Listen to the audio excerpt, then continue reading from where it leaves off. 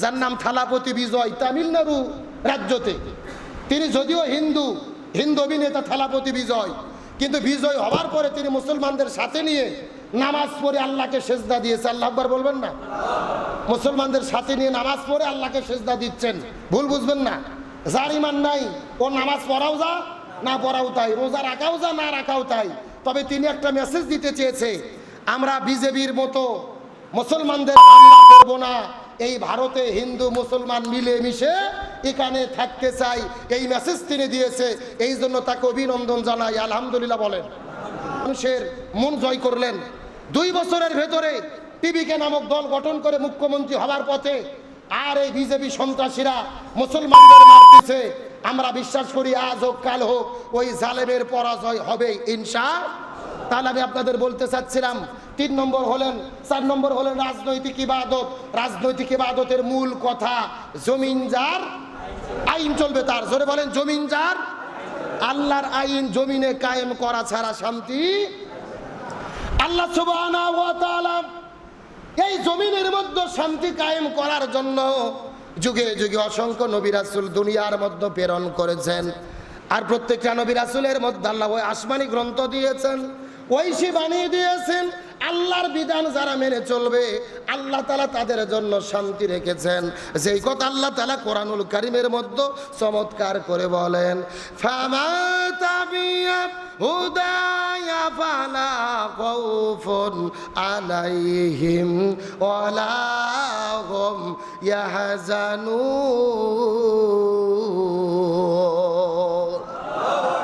আল্লাহ রাব্বুল আলামিন বলেন, ফামান তাবিয়া হুদায়া, কোন মানুষ যদি হেদায়েতকে গ্রহণ করে, কোরআনকে গ্রহণ করেন, কোরআনের বিধিবিধান দিয়ে জীবন পরিচালনা করেন, ব্যক্তিগত জীবন থেকে শুরু করে পারিবারিক জীবন, সামাজিক জীবন, রাজনৈতিক জীবন, অর্থনৈতিক জীবন, পুরো জীবনের ভেতরে কোরআনের বিধানগুলো যদি তারা মেনে নেয়, আল্লাহ তাআলা বলেন তাদের জন্য কোনো ভয় নাই, তাদের জন্য কোনো টেনশন নাই।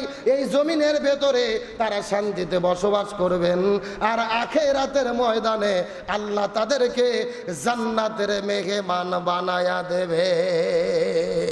আল্লাহর হুকুম মেনে চললে তাদের জীবনে শান্তি দেবেন কি? আরো জোরে বলেন।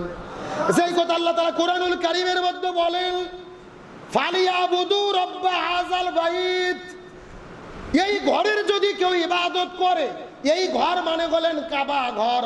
আল্লাহ তাআলা কত চমৎকার করে ওয়াদা করে বলতেছেন, ফালিয়াবুদু রাব্ব হাযাল বাইত, এই কাবা ঘরের যদি কেউ ইবাদত করে, বন্দেগী করে, দাসত্ব করে, গোলামি করে, কাবা ঘরের মালিকের, চিৎকার করে বলেন তো কাবা ঘরের মালিক কে?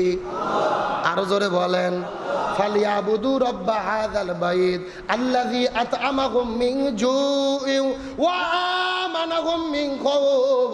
আল্লাহ তাআলা বলেন যারা কাবা ঘরের মালিক আল্লাহর ইবাদত করবে, আল্লাহ তাদেরকে 2টা পুরস্কার দান করবেন। 1 নম্বর হলো যখন তাদের ক্ষুধা লাগবে আল্লাহ তাআলা তাদেরকে খাদ্য দিয়ে দেবেন। আর যখন তারা বিপদে পড়বে এই বিপদ থেকে আল্লাহ তাআলা তাদেরকে হেফাজত করবে। ফালিয়াবুদু রাব্ব হাযাল বাইত, যেই মানুষেরা এই কাবা ঘরের মালিকের ইবাদত করবে আল্লাহ বলেন আমি 2টা পুরস্কার দেব। আল্লাযী আত'আমাহুম মিন জু'ইন ওয়া আমানাহুম মিন খাউফ, তাদের ক্ষুধা লাগলে আমি আল্লাহ খাদ্য দেব। আর যখন তাদের কোনো বিপদ হবে আমি বিপদ থেকে রক্ষা করব। সুবহানাল্লাহ বলবেন না? তাহলে আমরা যদি আল্লাহর ইবাদত করি বিপদ থেকে রক্ষা করবে কে? আর যদি আমরা বিপদে পড়েও যাই আমাদের মনে রাখতে হবে ইমানদার হিসেবে ইমানদারদের ইমানের পরীক্ষা গ্রহণ করে কে? আর ইমানের পরীক্ষা দিতে দিতে যদি আমরা জীবনও দেই আল্লাহ আমাদেরকে সম্মানিত করবে। আর যারা জালেম হবে, জনগণের উপরে জুলুম করবে, তাদের লাঞ্ছিত করবে কে? এই বাংলাদেশের একটা তুমুল বাগা নেতা তোফায়েল আহমেদ, নাম শোনেন নাই? সবাই চেনেন তোফায়েল আহমেদ, সাবেক মন্ত্রী। 1969 সালে ঢাকা বিশ্ববিদ্যালয়ের ডাকসুর ভিপি ছিল। বঙ্গবন্ধু শেখ মুজিবুর রহমানকে এই বঙ্গবন্ধু উপাধি এই তোফায়েল আহমেদ সাহেবই দিয়েছিল। তিনি বর্তমানে অসুস্থ, তার চেহারাটা বিকৃত হয়ে গেছে, একেবারে ভয়াবহ চেহারা। সোশ্যাল মিডিয়াতে তার চেহারা দেখলে কলিজার ভেতরে ভয় ঢুকতেছে যে কি চেহারা আল্লাহর বানাই দিছে। একেবারে পুরো শরীরটা শুকে, চোখ মুখ শুকে, একেবারে চোখগুলো গোস্তের মধ্যে ঢুকে পড়েছে। ছোট্ট করে হালকা করে দাঁড়িয়ে রেখেছে, চেনা যাচ্ছে না। এটাই সেই তোফায়েল আহমেদ সাহেব। কি ভয়ঙ্কর চেহারা, ফিরাউনের মতো আল্লাহ শুটকি বানাইয়া ফেলেছে। আজকে তিনি বেঁচে আছে, কিন্তু তিনি লাঞ্ছিত, জুলুম করেছে। 1969 সালে আমাদের বগুড়ার কৃতি সন্তান শহীদ আব্দুল মালেক ভাই, আমাদের বগুড়া ধনির গোসাইবাড়ি, উনি নেজার বাড়ি, ঢাকা বিশ্ববিদ্যালয়ে এই পূর্ব পাকিস্তানের শিক্ষা ব্যবস্থা কি হবে, ইসলামী শিক্ষা ব্যবস্থা কায়েমের জন্য তিনি ঢাকা বিশ্ববিদ্যালয়ে সেমিনারে বক্তব্য দিয়েছিল। এই তোফায়েল আহমেদ, হাসানুল কিনু, রাশেদ খান মেনন, তারা একত্রিত হয়ে আব্দুল মালেক ভাইকে ইট দিয়ে, মাটাতে বাড়ি দিয়ে পিটাইয়া পিটাইয়া, থেতলাইয়া থেতলাইয়া, গিরিল দিয়ে ঢিল করে তার মাথা কানা করে আব্দুল মালেক ভাইকে শহীদ করে দিয়েছিল। আব্দুল মালেক ভাই শহীদ হয়েছে। এই বাংলাদেশ ইসলামী আন্দোলন যতদিন থাকবে, বাংলাদেশ যতদিন থাকবে, এই দেশের মানুষ তাকে স্মরণ রাখবে, তার জন্য দোয়া করবে। আর যারা জুলুম করেছে, অন্যায় করেছে, তারা বেঁচে থাকতেই এই জমিনে আল্লাহ তাদের ঘৃণিত করেছে। তারা মরার আগে মানুষ তাদেরকে দেখে সিসি করতেছে, তাদের জন্য ঘৃণার বদদোয়া করতেছে। এটাই হলো দুনিয়ার খেলা। যারা দিনের পথে থেকে শহীদ হয়, আল্লামা সাঈদী জীবন দিয়েছে, সে ব্যর্থ হয়নি। বাংলাদেশ যতদিন থাকবে আল্লামা সাঈদীর নাম আর ভালোবাসা থাকবে। আর যারা জুলুম করেছে তারাই বিদায় নিয়েছে, লাঞ্ছিত হয়েছে, কিয়ামত পর্যন্ত তারা ঘৃণা পেতে থাকবে। তার মানে বোঝা গেল, হকের পক্ষে থাকলে নির্যাতিত হইয়া জীবন দিলেও সম্মান দেয় কে? আর জালেম হইয়া, বাতিল হইয়া, ক্ষমতা পাইয়াও কোনো লাভ হয় না, বরং ঘৃণিত হতে হয়। এই জন্য আমরা যদি আল্লাহর পথে থাকি, আল্লাহর ইবাদত করি, আমাদের ভয় নাই। ক্ষুধা লাগলে খাদ্য কে দেবে? আর বিপদে মুক্তি দিবে কে? তার মানে আমরা প্রকৃতপক্ষে যদি ইবাদত করতে পারি, আমাদের খাওয়ার কোনো টেনশন নাই।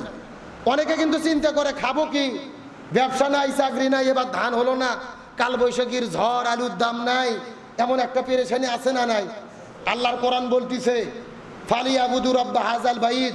আল্লাহ ওয়াদা করে বলেছে, তোমরা যদি এই কাবা ঘরের মালিক আল্লাহর ইবাদত করো, কোনো টেনশন নাই, আমি গ্যারান্টি দিচ্ছি তোমাদের রিজিকের ব্যবস্থা আমি আল্লাহ করে দেব। সুবহানাল্লাহ বলবেন না? আচ্ছা বলেন তো, আল্লাহর ওয়াদা কি মিথ্যা হবে? আল্লাহর ওয়াদা কি ভুয়া হবে? কোনো টেনশন নেই। আপনার ঈমান যদি ঠিক থাকে, আল্লাহ আপনাকে খাওয়াবে, গ্যারান্টি আল্লাহ দিয়েছে। আর বিপদে মুক্তি দান করবে কে? তারা রাজনৈতিক ইবাদতের মূল কথা, জমিন যার, জোরে বলেন, জমিন যার, আইন চলবে তার। এবং সর্বশেষ 5 নম্বর হলেন অর্থনৈতিক ইবাদত। জোরে বলেন, কি ইবাদত? অর্থনৈতিক। এখন প্রশ্ন আসতে পারে, হুজুর অর্থনীতির ভেতরে আবার ইবাদত ঢুকলো কেমনে? অর্থনৈতিক ইবাদতের মূল কথা হলো যাকাত ভিত্তিক অর্থনীতি। জোরে বলেন, কি ভিত্তিক অর্থনীতি? যাকাত ভিত্তিক অর্থনীতি। এখন বলেন, বাংলাদেশে যে অর্থনীতি চলে, এটা কি ভিত্তিক? কথা কয় না, সুদ ভিত্তিক। জোরে বলেন, কি ভিত্তিক? সুদ ভিত্তিক। এখন এই সুদ ভিত্তিক অর্থনীতি দিয়ে আমরা যদি শান্তি কায়েম করতে চাই, জমিনে কি শান্তি হবে? এখন এই যাকাত যদি কায়েম করতে চাই, আমরা ওয়াজ করতেছি, বক্তারা, খতিবেরা, আমাদের ওয়াজ দিয়ে যাকাত কায়েম হবে? খতিবের খুতবা দিয়ে যাকাত কায়েম হবে? হুজুরের তাফসীর দিয়ে যাকাত কায়েম হবে? যাকাত কায়েম করতে গেলে কি লাগবে? সূরা হজের 41 নম্বর আয়াতে আল্লাহ বলেন, আল্লাযীনা ইম্মাক্কান্নাহুম ফিল আরদি আকামুস সালাহ ওয়া আতাউজ যাকাত ওয়া আমারু বিল মারুফ ওয়া নাহাউ আনিল মুনকার। কোন ইসলামী দল মুসলমান নাম পরিচয় দিয়ে যদি ক্ষমতায় যায়, 4 কর্মসূচি বাস্তবায়ন করতে হবে।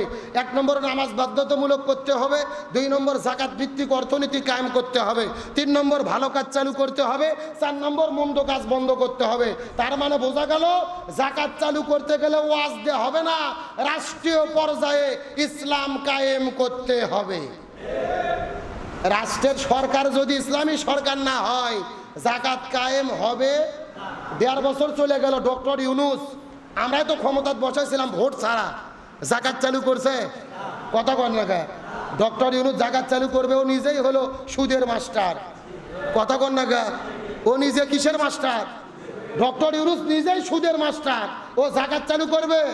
বর্তমান সরকার যারা আছে, এরা কি যাকাত চালু করেছে? চালু করেনি, করবেও না, বরং